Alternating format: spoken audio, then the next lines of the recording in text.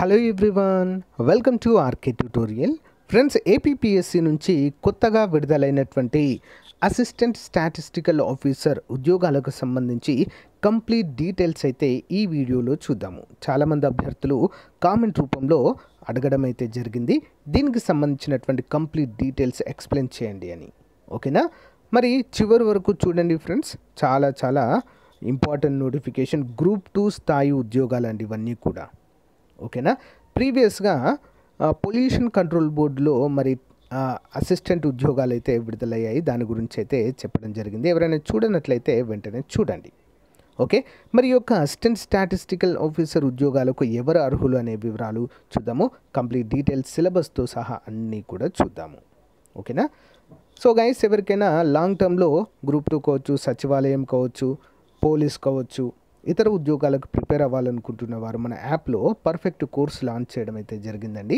వెంటనే app link video డిస్క్రిప్షన్లో ఉంది, డౌన్లోడ్ చేసుకుని ఒకసారి డెమో చూసి మీకు నచ్చితే కోర్స్ తీసుకోండి వెంటనే. ఓకే, సో గైస్, ఇక వివరాలు చూసినట్లయితే Andhra Pradesh public service commission Vijayawada notification number 12 అంటూ మనకి ఇక్కడ తెలియజేశారు.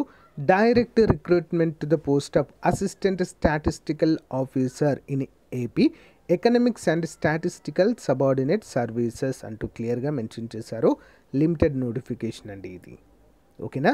మరి శాలరీ చూడండి ఫ్రెండ్స్, 37,640 నుంచి 1,15,500 వరకు అయితే శాలరీ ఉంటుంది. అన్ని అలవెన్సెస్ కలుపుకొని స్టార్టింగే మనకు 60 నుంచి 70,000 వరకు అయితే శాలరీ వస్తుంది.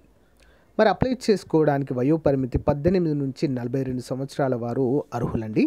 SC, ST, EWS, BC, EWS అభ్యర్థులకి 5 సంవత్సరాల వయోపరిమితిని కల్పించడము జరిగింది. పిహెచ్ అభ్యర్థులకైతే 10 సంవత్సరాలు. ఓకే, మరి అప్లై చేసుకోవడానికి 18వ తారీఖు 4వ నెల నెక్స్ట్ మంత్ నుంచి స్టార్ట్ అవుతుందండి. ఓకేనా? ఏప్రిల్లో స్టార్ట్ అవుతుంది. మే 8వ తారీఖు మరి మనకు అప్లికేషన్ ప్రాసెస్ క్లోజ్ అవ్వడం అయితే జరుగుతుంది. సో మనకు ఏపీపీఎస్ నుంచి విడుదలైన ఎలాంటి ఉద్యోగాలను అప్లై చేయాలన్నా ఓటీపీఆర్ అనేది తప్పనిసరి. మీకు ఓల్డ్ ఓటీపీఆర్ ఉంటే ఓకే, నో ప్రాబ్లం. లేకుంటే కొత్తది మాత్రం తప్పకుండా క్రియేట్ చేసుకోవాలి.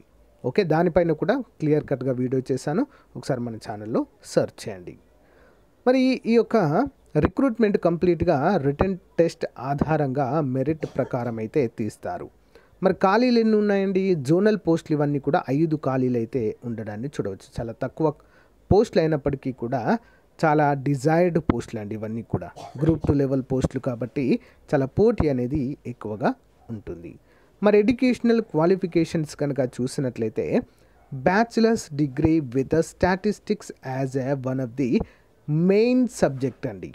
ఓకేనా?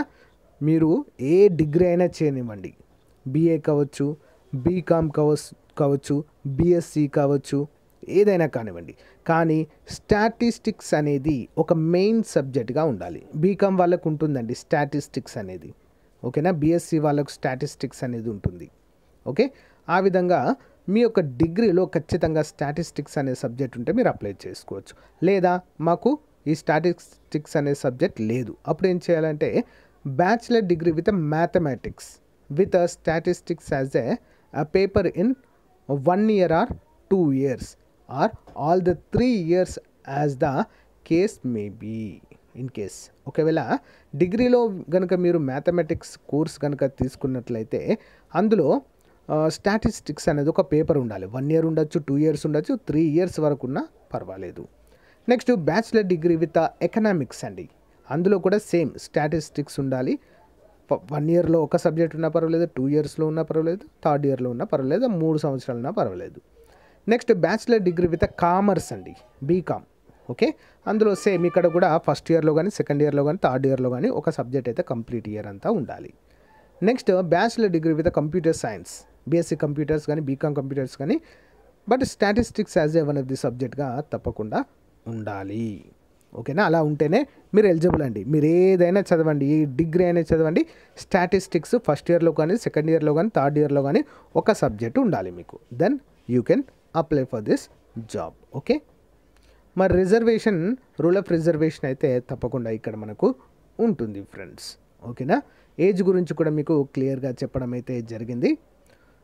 సో ఇంకా చూసినట్లయితే ఏజ్ వచ్చేసి 18 నుంచి 42 సంవత్సరాలు.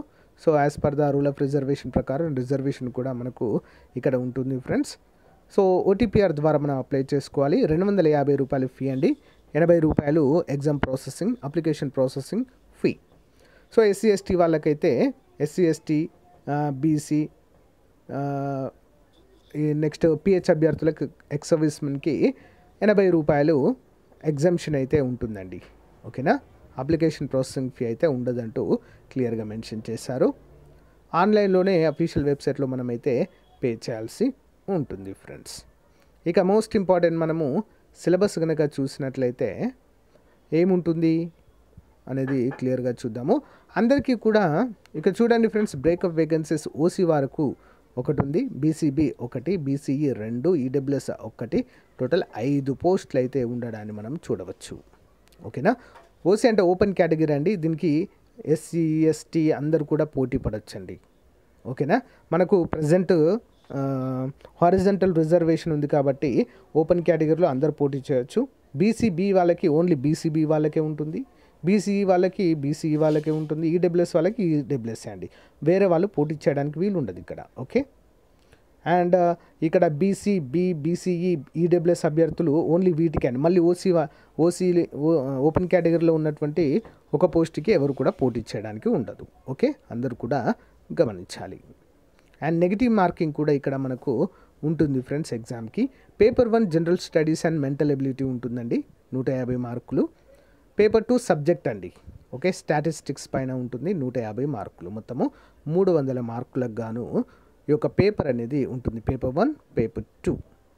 సిలబస్ చూసినట్లయితే general studies and mental ability course అన్ని ఎగ్జామ్స్కి ఉన్నట్లుగానే ఉంటుందండి. ఇక్కడ పేపర్ 2 అనేది మోస్ట్ ఇంపార్టెంట్. ఓకేనా, సబ్జెక్ట్ ఉంటుంది, economics concept, international economics, Indian economics, financial accounting, basic of computers, introduction of statistics, measures of central tendency, measures of depression and skewness, measure of relation, analysis of time series and index numbers. So ఈ విధంగా అయితే ఉంటుందండి. And దీనికి కూడా computer proficiency test అయితే ఉంటుందండి, అందరూ కూడా గమనించాలి. ఓకే, సో మనం పేపర్ 1 సిలబస్ అయితే ఆల్మోస్ట్ చూసాము, ఇంతే అండి. ఇక సో ఇంట్రెస్ట్ ఉన్న వారు అయితే తప్పకుండా అప్లై చేయాలి, ఎందుకంటే పోస్టులు అయితే తక్కువనే ఉన్నాయండి, అందులో అయితే ఎలాంటి డౌట్ లేదు. ఎందుకంటే చాలా సంవత్సరాల తర్వాత రిలీజ్ అయిందండి ఈ నోటిఫికేషన్ కూడా, ఈ మధ్యలో రాలేదు. కాబట్టి అందరూ కూడా అప్లై చేసుకుంటే బెటర్, ఎవరికైతే క్వాలిఫికేషన్ ఉందో. ఇటీవల ఏం చేస్తున్నారంటే నోటిఫికేషన్ విడుదలైన తర్వాత పోస్టులు పెంచుతున్నారు. ఓకేనా, ఇది లిమిటెడ్ నోటిఫికేషన్ అండి, లాస్ట్ టైం మిగిలినవి ఇవి, కొత్తవి కాదు. ఒకవేళ కొత్తవి యాడ్ చేసినా కూడా మనకు బెనిఫిట్ అవుతుంది. ఇటీవల గ్రూప్ 2 పోస్టులు కూడా పెంచడం అయితే జరిగింది ఎగ్జామ్ అయిన తర్వాత. సో వీటి కూడా పెంచవచ్చు, కాబట్టి అప్లై చేసుకుంటే బెటర్ అనే నా ఉద్దేశము. దీని యొక్క పీడిఎఫ్ లింక్ వీడియో డిస్క్రిప్షన్లో ఇస్తానండి, ఎవరికైనా అవసరం ఉంటే డౌన్లోడ్ చేసుకోండి, డీటెయిల్స్ అన్నీ చూడండి. ఓకేనా, thank you guys, thank you for support, have a nice day, by.